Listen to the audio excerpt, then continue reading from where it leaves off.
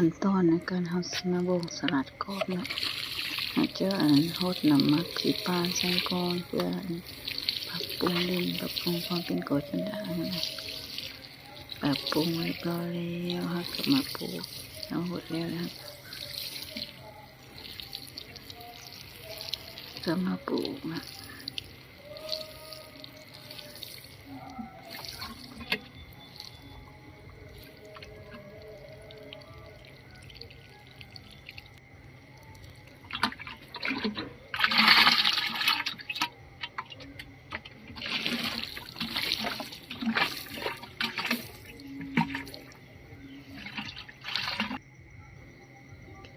หอดขั้นตอนปลูกเนาะบัดนี้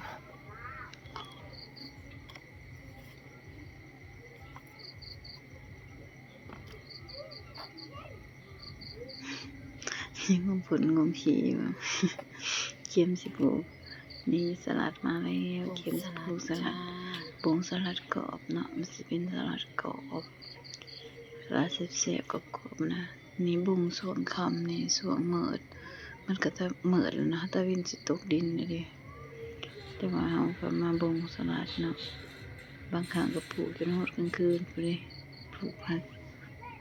ติดตามเมืองเดือสวนเกษตรของเรามีหลายอย่างให้เห็น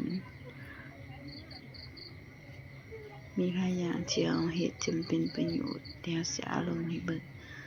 นี่เราก็ปลูกผักเนาะจับกองเองลูกพูดนั่งอยู่นี่เนาะเพื่อสิแล้ว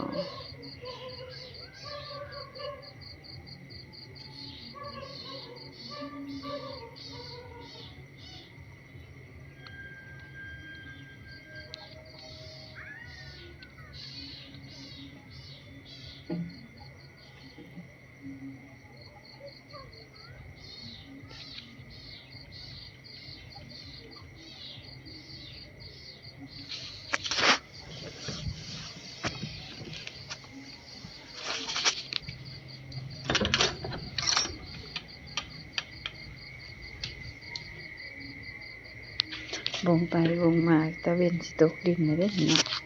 คำเขา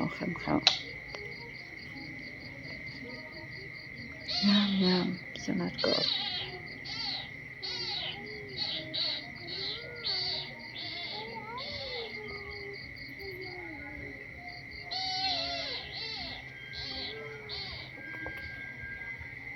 เสียงเขียด